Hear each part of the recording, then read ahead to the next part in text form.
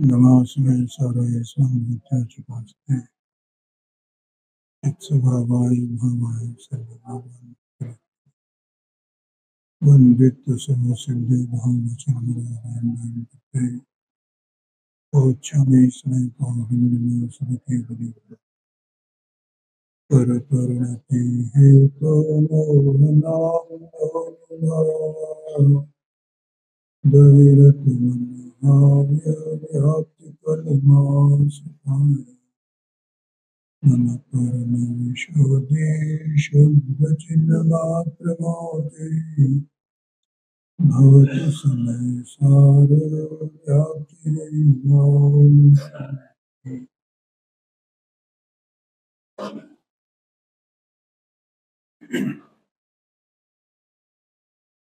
समय सारजी ग्रंथादराज में आत्मघाती टीका के अंत में जो परिशिष्ट है, उस परिशिष्ट में टीकाकार मुनिराज ने आचार्य देव ने ये आत्मा की अनंत शक्तियों में से 47 शक्तियों का स्वरूप परिभाषित किया है। उसमें से 23 नंबर की निष्क्रिय शक्ति, इस पर अपन ने काफी चिंतन किया है। गुरुदेव जी का व्याख्यान भी पढ़ा है इसमें।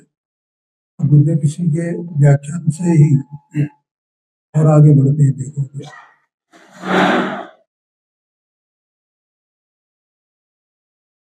गुरुदेव जी फरमाते हैं, इच्छा और क्रिया दोनों भिन्न भिन्न गुणों की पर्याय हैं। कल परसों की बात चली थी। क्रिया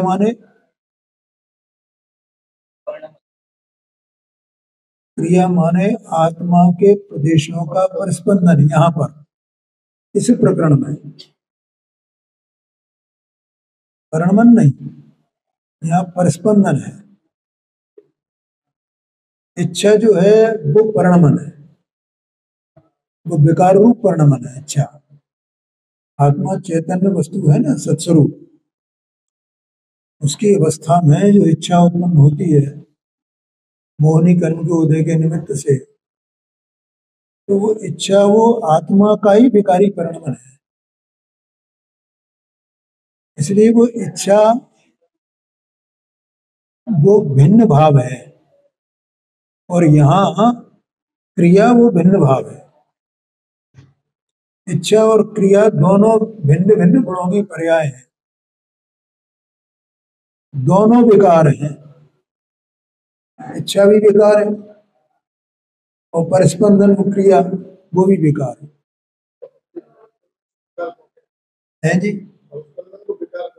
हाँ विकार, हाँ अरे विकार है भाई वो, क्योंकि वो स्वभाव नहीं है। जैसे आत्मा ज्ञान स्वभावी वस्तु है, का ज्ञान स्वभाव, तो उसकी पर्याय में जो ज्ञान जब ये अपना अंतर्मुख होता है ना, तब तो उसका ज्ञान स्वभाव पर्याय में व्यक्त होता है, तो वहां अज्ञान का अभाव होता है। तो ज्ञान रूप परिणमन वो इसका स्वभाव भाव है। है जी, नहीं उसकी बात अलग, परिस्पंदन है वाली, लेकिन मैं तो यहाँ स्वभाव की बात बता रहा हूं। ये स्वभाव क्या है? ज्ञान स्वभाव वो पर्याय में व्यक्त हुआ, तो पर्याय ज्ञान रूप परिणमने लगी। कब परिणमने लगी? जब पर्याय अंतर्मुख हुई, तब परिणमने लगी। अंतर्मुख हुए बिना पर्याय अपने स्वभाव रूप नहीं परिणमते। जैसा ज्ञान का स्वभाव है, आत्मा का स्वभाव ज्ञान स्वभाव है, वैसा पर्याय में व्यक्त हो जाता है परिणमन करके। ठीक है, तो और अज्ञान का अभाव हो जाता है। इसी प्रकार से मुझे दृष्टांत देना था। इसी प्रकार से जब ये आत्मा के 8 कर्मों का अभाव हो जाता है और जब ये सिद्ध अवस्था को प्राप्त हो जाता है, तो वहां ये निष्क्रिय हो जाता है, पर्याय में भी निष्क्रिय हो जाता है। जो स्वभाव अंदर में है उसकी व्यक्तता हो जाती है। पर्याय में निष्क्रिय, भाई जो स्वभाव है वो व्यक्त होगा ना, तो वो व्यक्त कहाँ होता है?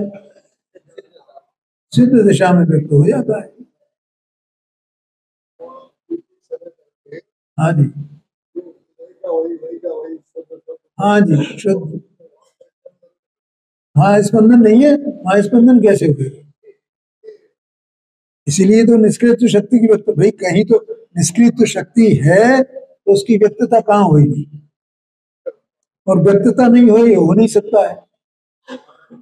स्वभाव है तो उसकी ये व्यक्तता होनी चाहिए ना।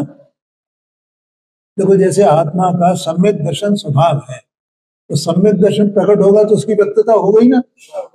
अगर वो स्वभाव में ही नहीं होगा तो सम्यक दर्शन आएगा कहां से? अभी ज्ञान का बताया था, जैसे सम्यक चारित्र आत्मा का स्वभाव है, अब वो होगा ही नहीं स्वभाव में तो आएगा कहां से? ये बात है, क्योंकि उसका जो प्रतिपक्षी भाव है उसका अभाव होता है तो वो स्वभाव होता है, स्वभाव व्यक्त होता है। ऐसे ही इसका निष्क्रियत्व शक्ति है, उसका ये जो कंपन है ना वो प्रतिपक्षी भाव है,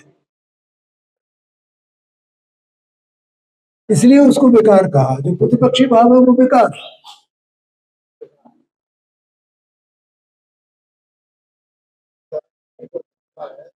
हाँ जी,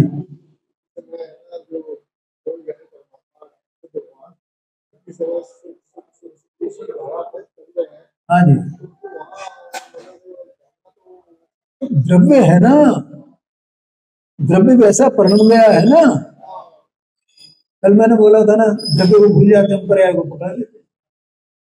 तो वो पर्याय द्रव्य की ही तो है भाई, तो द्रव्य है वैसा अवस्थित हो गया है, वो हमको सिद्ध भगवान करे हैं पर्याय की इच्छा से।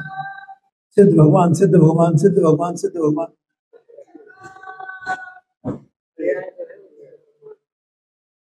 है। जो चैतन्य वस्तु है, जो द्रव्य है, उसकी पर्याय में पूर्णतः निर्मलता हो गई, पूर्णतः। और पूर्णतः निर्मलता होने का मतलब है उसकी अनंत शक्तियां पूर्णतः पर्याय में व्यक्त हो गई और वो उसी रूप ठहर गया है। भाई आत्मा के स्वरूप की तुलना भगवान से, सिद्ध भगवान से क्यों की जाती है? इसीलिए की जाती है कि तू ऐसा ही है, अब तू अपनी अवस्था देख क्या हो रहा है।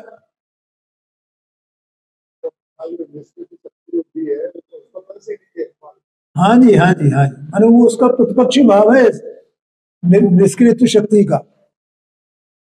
जैसे सम्यक दर्शन का प्रतिपक्षी भाव क्या है? मिथ्यात्व। चारित्र का प्रतिपक्षी भाव क्या है? असंयम, असंयतपना, अस्थिरता।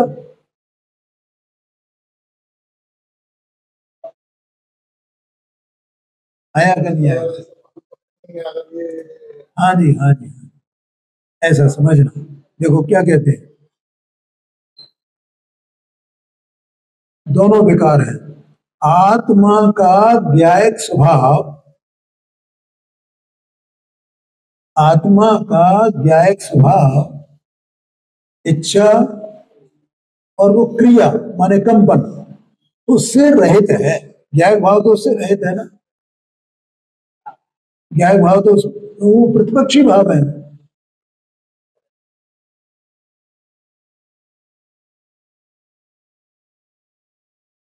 प्रदेशों में जो कंपन होता है वह योग गुण की क्षणिक उपादान रूप योग्यता है। योग गुण की क्षणिक उपादान रूप योग्यता है, और वहां आने योग्य जो कर्म है वह निमित्त निमित्त का स्वतंत्र संबंध है। तो इसके कंपन करने से वो कर्म आते हैं ना, आश्रवित होते हैं, आश्रव होता है, तो वो निमित्त निमित्त संबंध है। ये गुण का क्षण उपादान से इस प्रकार की क्रिया उसकी होती है। आत्मा का है।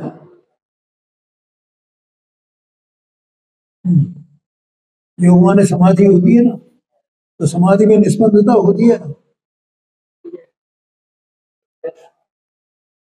तो वो उसका प्रतिपक्षी भाव हुआ ना, कंपन।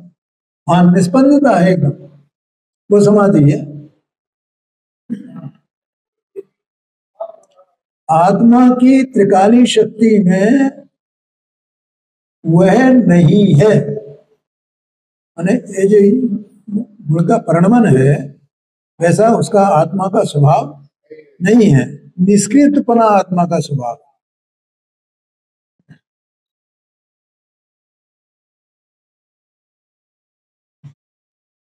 लगभग पूरा हो गया है। एक दृष्टांत दिया है गुरुदेव जी ने। श्री कृष्ण की रानी ने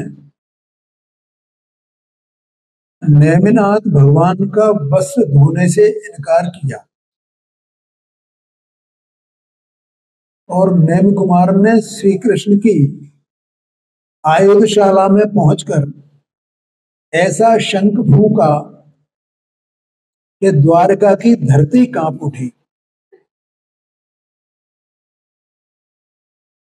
वहां कोई ऐसा माप निकाले कि भगवान में कितनी शक्ति थी कि धरती भी कांप उठी।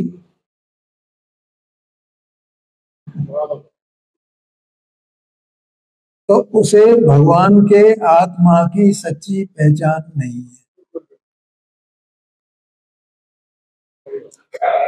अरे भाई, जब आत्मा का स्वभाव स्वयं कांपने का नहीं है, स्वयं ही कांपने का नहीं है, तो वो पर को कैसे कपा सकता है? उस समय उस प्रकार का प्रदेशों का कंपन भगवान के आत्मा में हुआ, वह भी उसका आत्मा का स्वभाव नहीं है। इसलिए उस पर से भगवान आत्मा की सच्ची पहचान नहीं हो सकती। भगवान के आत्मा की सच्ची, इनने ये कपा दिया ना, यही भगवान का आत्मा है। ऐसा भगवान, ऐसा स्वरूप होता है भगवान का, वो धरती कांप जाए। हाँ जी, हाँ जी। लोग क्या समझते हैं भगवान में इतनी शक्ति थी कि उन्होंने धरती कपा दी। हाँ? अरे भैया, वो तो सब पुद्गल की क्रिया थी। आत्मा भिन्न वस्तु है और आत्मा के स्वभाव में ऐसी शक्ति नहीं है तो किसी परद्रव्य को खपा सके। देह और इंद्रियां आत्मा की सत्ता द्वारा प्रवर्तमान है, ऐसा कहीं कहा गया है तो कहते हैं कि अगर आत्मा पर की क्रिया कर सकता हो तो इन बातों का मेल कैसे हो सकता है? दोनों भिन्न है ना। हाँ, कैसे हो सकता है?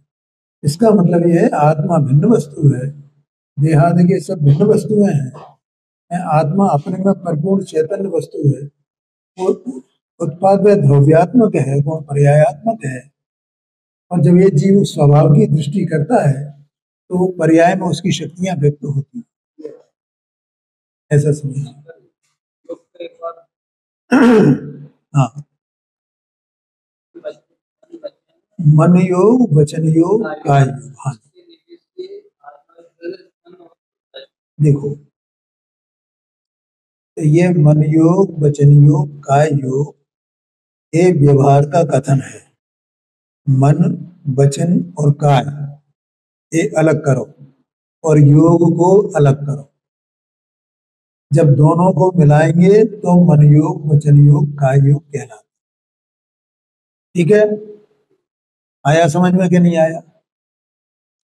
आत्मा अलग है और काया अलग है।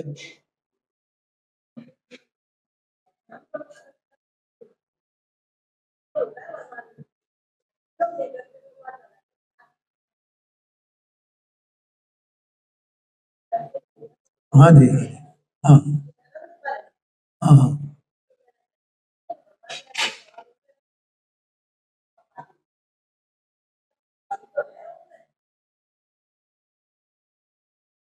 देखो, जो भगवान का अनंत बल कहा जाता है ना तीर्थंकर का, वो शरीर की अपेक्षा से कहा जाता है।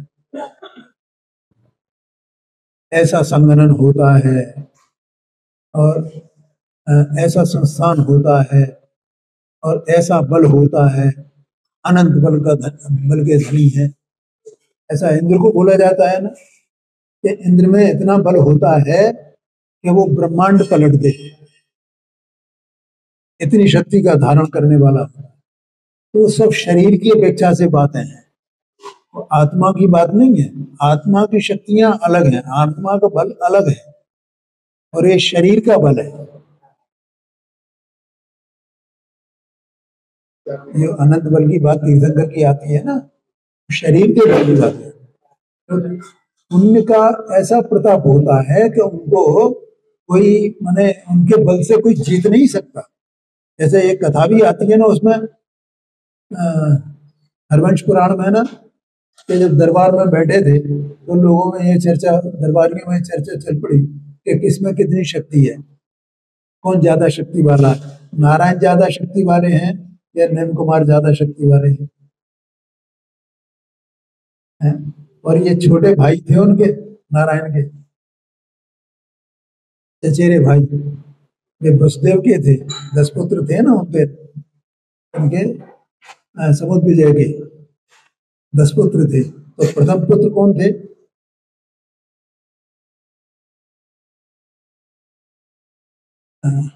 वो नहीं, समुद्र 10 पुत्र नहीं, ये तो समुद्र विजय के थे ना। हम 10 भाई थे समुद्र विजय, समुद्र विजय 10 भाई थे, मैं भूल गया। समुद्र विजय जिनके नेमिनाथ थे, पुत्र थे, वे 10 भाई थे और सबसे छोटे वसुदेव, और वसुदेव के थे ये श्री कृष्ण जी, ठीक है। और वे ये थे समुद्र विजय के। तो ऐसे दोनों चचेरे भाई हुए ना, और इनका जन्म बाद में हुआ, बहुत बाद में हुआ इनसे श्री कृष्ण जी से। तो इसलिए चचेरे भाई थे आपस में, ऐसा था। ऐसे ठीक सही बोल रहा हूं ना मैं? तो वे चचेरे भाई थे, छोटे थे। तो ये दरबार में ये चर्चा चली कि किसका बल देखें साहब, कौन ज्यादा बली है। तो लोग तो उनको श्री कृष्ण जी को ज्यादा, तो वो एक्टिव ज्यादा रहते थे, ये अपने शांत रहते थे। तो दरबारियों में चर्चा चली तो उन्होंने कहा कि भैया ये जरा मेरे पैर का अंगूठा तो हिला देना। भैया भैया कहा, अरे भाई इसमें क्या लगता है, भैया के भी पता नहीं था। तो भैया ने अंगूठा हिलाना तो हिला नहीं अंगूठा है। तो इसलिए वो जो बल है ना, वो अनंत बल जो कहा जाता है, वो शरीर की अपेक्षा से कहा, ये तो पुण्य के उदय से प्राप्त होता है, ये दूसरा कोई उससे जीत ही नहीं सकता है बल, ये बात है। अब देखो भरत चक्रवर्ती बाहुबली की बात आती है। बाहुबली छोटे थे, भरत बड़े थे। तो बाहुबली में कितना बल था, उन्हें 3 मुकाबले हुए, तीनों में उन्होंने जो है हार माननी पड़ी है। तो ये सब पुण्य के उद्देश्य, ये सब शरीर की, इनमें क्या रखा क्या है सब?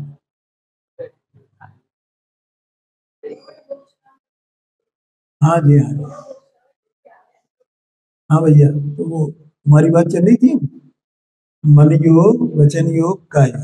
अपनी शरीर है ना, काया है। तो काया है, तो जहां काया के परमाणु जितने हैं उसी परिमाण में आत्मा के प्रदेश हैं क्या नहीं है? ठीक है। अब आत्मा के प्रदेश हैं और वे कोई पूरा एक आत्मा, असंख्य प्रदेशों का एक आत्मा अखंड है ना, उसमें कोई प्रदेश आगे पीछे, कोई गड़बड़, कोई कुछ हो उसमें, ऐसा नहीं है? और कोई कभी कुछ कम प्रदेश हो जाए, कभी ज्यादा प्रदेश हो जाए, ऐसा भी अभी अगली शक्ति आने वाली है। 24 नंबर की नियत प्रदेशत्व शक्ति। ऐसा नहीं है, वो आत्मा पूरा अभिन्न अखंड अभेद एक वस्तु है पूरी की पूरी। तो उसके असंख्य प्रदेश इस आत्मा में इस प्रकार से रहते हैं। तो अब क्या है कि जब मैंने कल घड़ी का उदाहरण देकर के बताया, तो जो भी हरकत इसमें हो, इसमें काया में या आत्मा के प्रदेशों में हो, ठीक है ना, तो उनमें आपस में ऐसा निमित्त निमित्त संबंध है ना कि एक में कंपन हुए तो दूसरे में भी कंपन हुए बिना ना रहे। देखो, अपनी आंखें जो पलक झपकते हैं एक बार, दूसरी आंखों का मटकना होता है, मन स्थिर नहीं है आगे। अपन जब सोते हैं तब भी आंखें स्थिर नहीं रहती हैं, ये पुतलियां अंदर में, तब भी ये मटकती रहती है, कोई जीव को कुछ न कुछ विकल्प रहता ही उस काल में भी। तो और वो आंखें काया का ही हिस्सा है, काया में शामिल है कि नहीं है? तो उनके मटकने से आत्मा के प्रदेश भी मटकेंगे कि नहीं मटकेंगे? उसका नाम कंपन है, इसका नाम काय हो गए।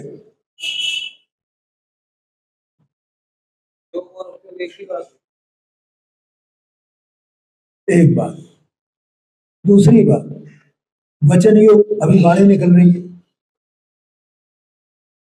ठीक है। अब यहां देखना, मन योग, वचन योग, काय योग, तीनों काम हो रहे हैं एक साथ। कैसे? कि जीव तालु ओर से चल रहे हैं कि नहीं चल रहे हैं, तो ये काय में आएगा, काय योग में, मन योग में, वचन योग में, काय में आएगा। ये काय योग में आएगा, और वाणी निकल रही है, ये वचन योग में आएगा। आया क्या नहीं आएगा? और मन में विचार हुए बिना, विकल्प हुए बिना वाणी निकल नहीं रही है, तो वो वचन, वो मन योग हुआ तो नहीं हुआ? मन के अवलंबन से क्या भूलना है क्या नहीं भूलना है, सर निरंतर धारावाहिक चल रही है ना विकल्प, धारावाहिक। तो तीनों कार्य, तीनों योग एक साथ हैं, मन योग, वचन योग, का योग। ऐसा आगम में आता भी है कि तीनों एक साथ भी हो सकते हैं, अलग अलग भी हो सकते हैं। इसका नाम योग है भैया।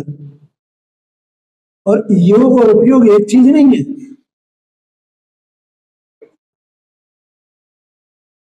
आया कि नहीं आएगा? ये तो केवल आत्मा के प्रदेशों का प्रस्पंदन है, ठीक है। इसका नाम उपयोग है, क्योंकि उपयोग जैसा करे वैसा करे। उपयोग बहिर्मुखी हो, उपयोग अंतर्मुखी हो, उपयोग शुभ हो, उपयोग अशुभ भी हो, उपयोग शुद्ध हो, लेकिन ये प्रदेशों का जो प्रस्पंदन है वो तो जैसा है वैसा होगा ना हर दशा में। उपयोग मत ज्ञान उपयोग हो, श्रुत ज्ञान उपयोग हो, कुमत ज्ञान उपयोग हो, उपयोग केवल ज्ञान उपयोग हो। अब भगवान का अनंत परमात्मा का उपयोग केवल ज्ञान उपयोग है,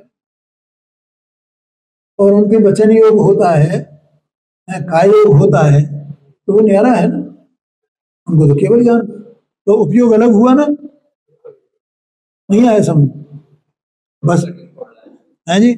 अरे इसमें कठिन क्या है भाई? ऐसा है, देखो, जैसे अब कोई, ये तो बिल्कुल ऐसी बात है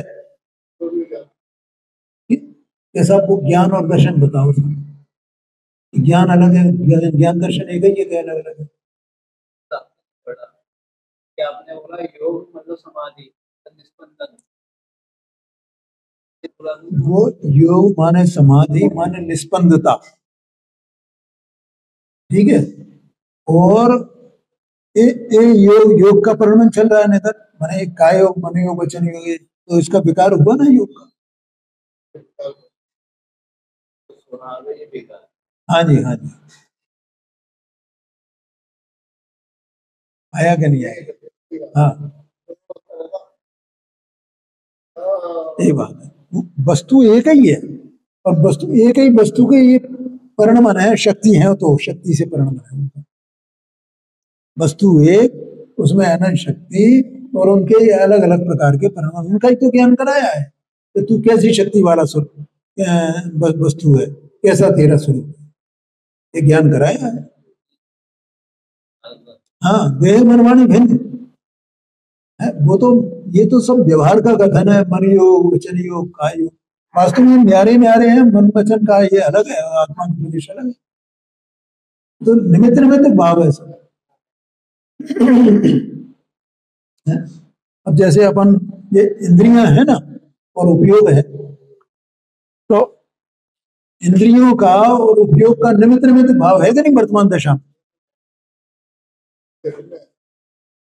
तो जानना देखना अलग रहा ना, और इंद्रियों का कार्य अलग रहा ना। अब इंद्रियों का कार्य और जानने देखने का कार्य दोनों को मिला देते हैं अपन, मैं आंख से देख रहा हूँ, नाक से सुन रहा हूँ, फलाना कर रहा हूँ, ये कर रहा हूँ, ये कर रहा हूँ, दोनों को मिला दिया। ऐसे ही योग का हिसाब है, हम मन वचन काय में योग को मिला, माने आत्मा के प्रदेशों के प्रस्पंदन को मिला देते हैं, ये आशय, इसलिए वो व्यवहार है। ये छोटी छोटी बातें भैया, अगर ये हम बिल्कुल नहीं जानेंगे तो हमें बड़ी बातों का खुलासा नहीं होगा, ये समझ लेना। हाँ, नहीं, अच्छी बात है, ये पूछना ही चाहिए, उसको दबाना नहीं चाहिए, और उसका अभ्यास करना चाहिए। तो इस प्रकार से ये शक्ति, निष्कृत शक्ति, ये पूरी हुई। अब इसके बाद यहाँ पर नियत प्रदेशत्व शक्ति है। देखो, मैं इसका स्वरूप पढ़ता हूं पहले संस्कृत में, 24 नंबर की है। आ संसार संघरण विस्तरण लक्षित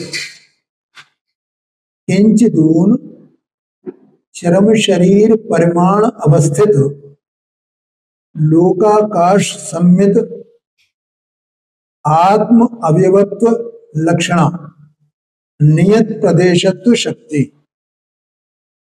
ठीक है भैया? क्यों कपिल भाई, समझ में आया? मैंने जो बोला है वो मिला ना उसमें, क्या नहीं मिला? देखो यहाँ क्या कहते हैं, नियत माने आत्मा में एक ऐसी शक्ति है जिससे आत्मा के प्रदेश नियत रहते हैं, ठीक है। लेकिन ये जो शक्ति है, जैसे अपन ने अभी उसकी निष्क्रिय शक्ति की बताया था कि वो वहां सिद्ध अवस्था में उसका प्रकटता होती है, व्यक्तता होती है। उसी प्रकार से जो नियत प्रदेशत्व शक्ति है, उसकी भी प्रकटता वहां होती है। क्यों होती है, ऐसा क्यों है, यहां क्यों नहीं है? उसका कारण है, देखो,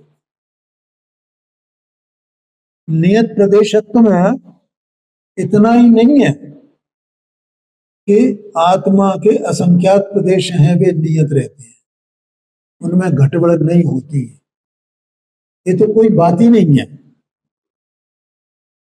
आया कि नहीं आया ख्याल? हाँ, क्यों इसकी बात क्यों नहीं है? इसकी बात इसलिए नहीं है, अगर उसके आत्मा के प्रदेश घटबढ़ हुए हैं तो उसका द्रव्यत्व क्या रहा है, कि कभी घट जाए कभी बढ़ जाए, ऐसा तो है ही नहीं।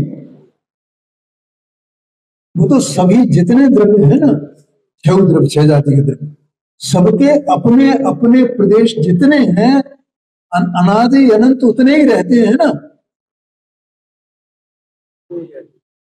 क्या कहा? परमाणु एक प्रदेशी है तो एक प्रदेशी रहता है, काल एक प्रदेशी है तो एक प्रदेश वाला ही है। आकाश जो है वो अनंत प्रदेश वाला है तो अनंत प्रदेश वाला है।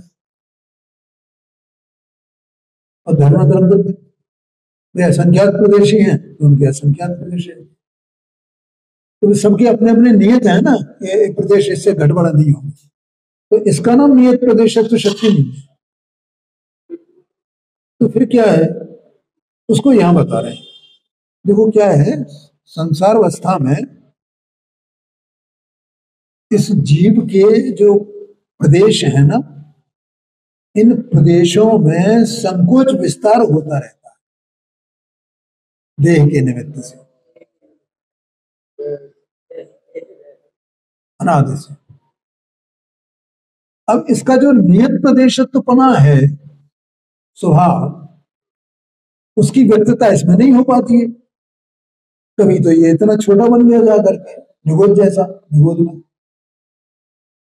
और कहीं ये 1000 योजन का वो मगरमच्छ होता है, उसके आकार हो जाए। तो उसके प्रदेश जो है वे संकोच विस्तार मतलब नियत नहीं है ना।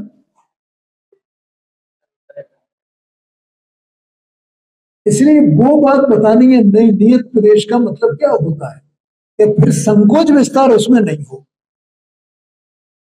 वो कब नहीं होगा? सिद्ध अवस्था में नहीं होगा। हाँ जी, हाँ जी, हाँ जी, हाँ।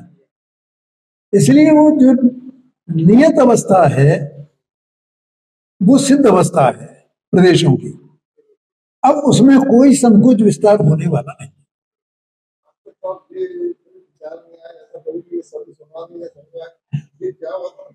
हाँ जी, हाँ जी, ये अमृत चंद्राचार्य स्वामी की कृपा है।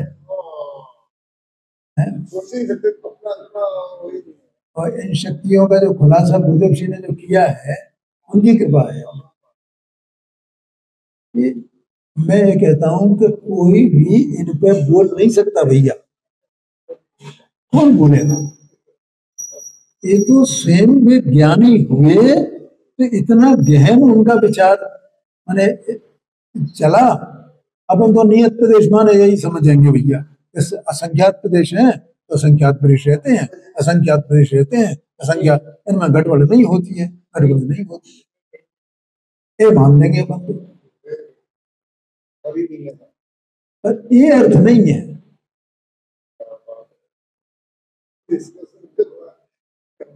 ये जो मैं बोल रहा हूँ ना, गुरुदेव जी का थोड़ा व्याख्यान मैंने पढ़ा तभी बोल रहा हूँ आपके सामने।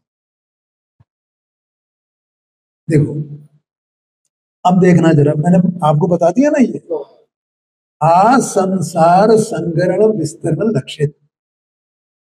आ संसार माने अनाद से, संसार में अनाद से, संगरण माने संकोच, और विस्तरण माने विस्तार, जिसका लक्षण है संकोच विस्तार, संकोच विस्तार, अनाद संसार से।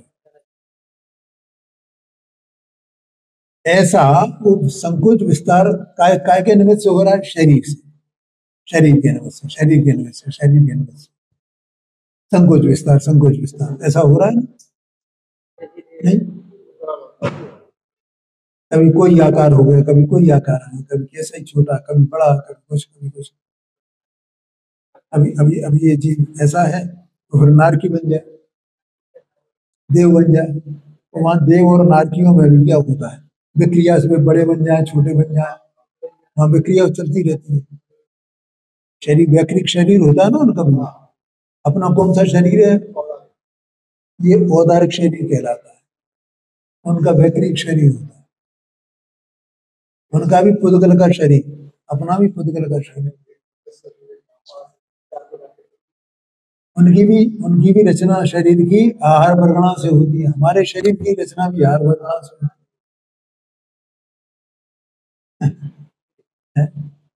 तो वो वैक्रिक शरीर है और ये जो है औदारिक शरीर है। अब ये मान लो ये देह छूट जाए तो ये जीव नरक में जाए, त्रियंच में जाए, त्रियंच में जाओ, क्रूर परिणामों वाला जीव बन गया। आजकल वो भेड़िए का इनका आ रहा है।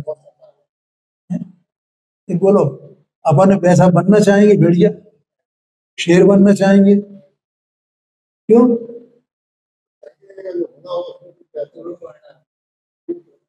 क्योंकि हम वैसे क्रूर परिणाम नहीं चाहते। और जिनके क्रूर परिणाम होते हैं ना, वे उनको ये विचार ही नहीं आता है कि मुझे ऐसे क्रूर परिणाम नहीं चाहिए। विचार ही आ जाए तो उनके क्रूर परिणाम छूट जाए। तो धर्म में जो तुमने शेर, वो अपना शेर तो आया कि नहीं आया? तो ये जो ऐसे जो अलग अलग टाइप के जो माने शरीर मिलते हैं तो उनके आधार हो जाता है ना शरीर। तो ऐसा करते करते करते करते करते जब ये किसी प्रकार से इस जीव का संसार का किनारा निकट आ गया है और इसको अंतिम देह मिली तीर्थंकर की तरह, ठीक है, तो वहां जो देह मिली उसको, तो उसके आकार इसके प्रदेश रहे ना, तो इसलिए लिखा चरम शरीर। चरम माने अंतिम, अंतिम शरीर। अब अगला शरीर इसको नहीं मिलेगा।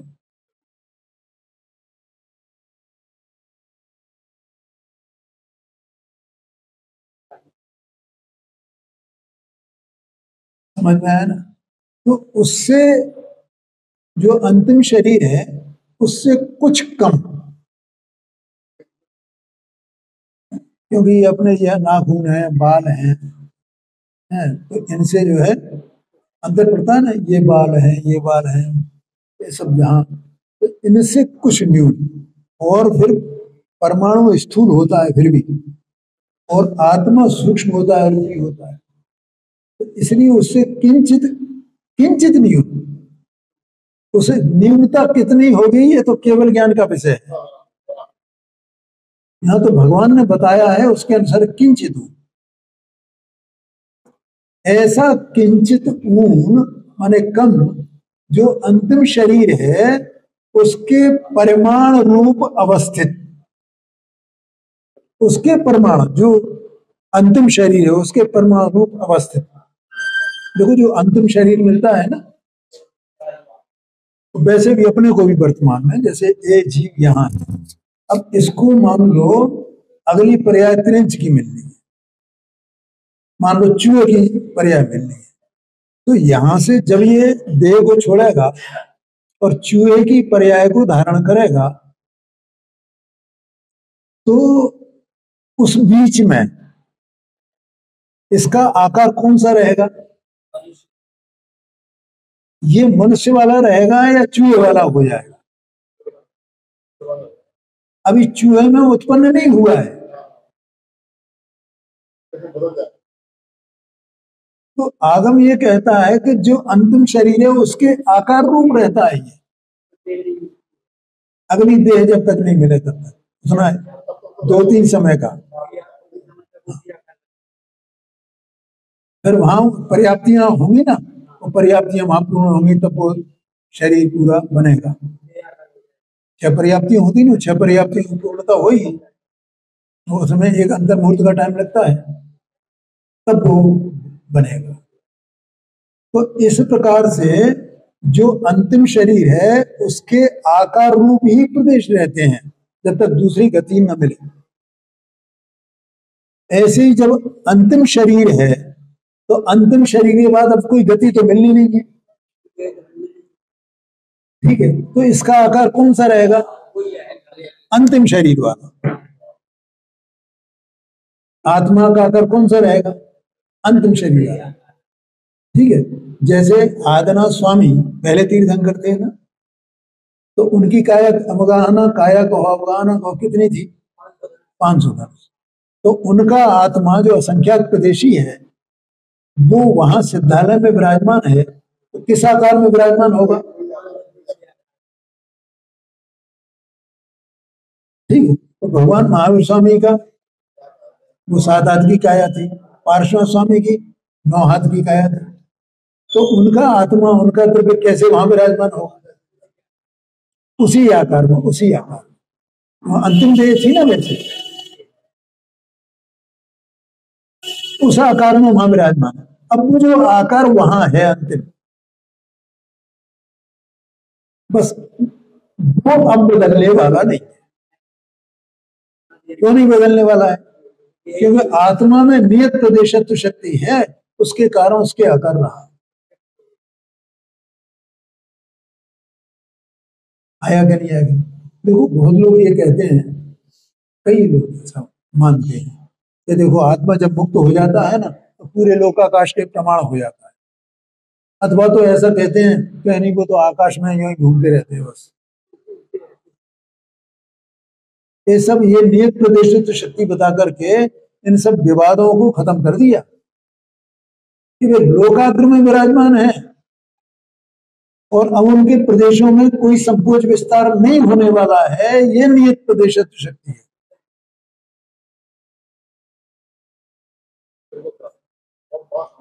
हाँ जी, हाँ जी।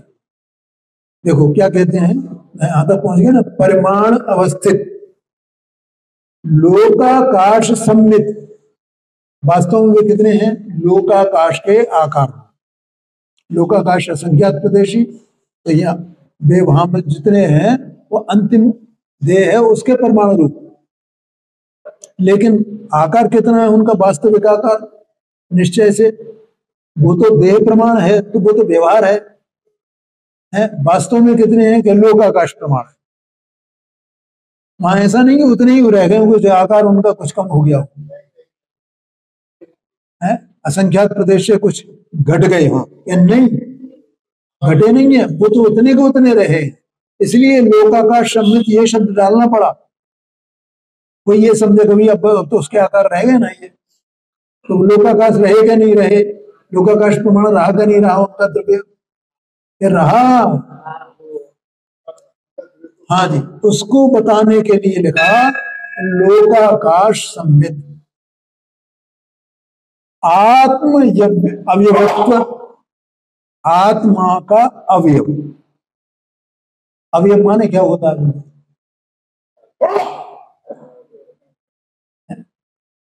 अवयव क्या होता है जी? हाँ शाबाश। वो क्या है?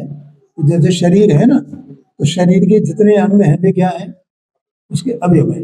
अब शरीर की जो ऊंचाई है वो शरीर का एक अवयव है। इसमें जितने परमाणु हैं वे भी माने एक परमाणु के उस आकार रूप होना, ये भी उसका अवयव है। और अलग अलग इनको देखें, नाक, आंख, कान, हाथ, पैर, ये भी अवयव है उसके। क्या भैया? हाँ जी, हाँ जी, हाँ जी, हाँ जी, हाँ जी, हाँ जी, हाँ बिल्कुल बिल्कुल बिल्कुल। क्योंकि वे अरूपी है ना, इसलिए एक 8 गुणों में सिद्ध भगवान के एक अवगाहनत्व गुण आता है। और अवगाहनत्व गुण नाम कर्म के अभाव से होता है ना, है जी। हाँ, एक सूक्ष्मत्व गुण है, एक अवगाहनत्व है, एक अव्यवादत्व है। एक तो आयु कर्म के अभाव से है, एक नाम कर्म के अभाव से है, एक गोत्र कर्म के अभाव से है ना, एक वेदनी कर्म के अव्यवादत्व, वो वेदनी कर्म के अभाव से है। इस प्रकार से हाँ, नाम कर्म के अभाव से वो सूक्ष्मत्व है, और आयु कर्म के अभाव से वो अवगाहनत्व है। ऐसा है। आयु कर्म का अभाव हुआ तो शरीर छूट गया ना, तो शरीर छूट गया तो आत्मा के प्रति अवगाहन की शक्ति आ गई। और नहीं तो आयु कर्म का सद्भाव बना रहेगा तो शरीर बना रहेगा ना साथ में।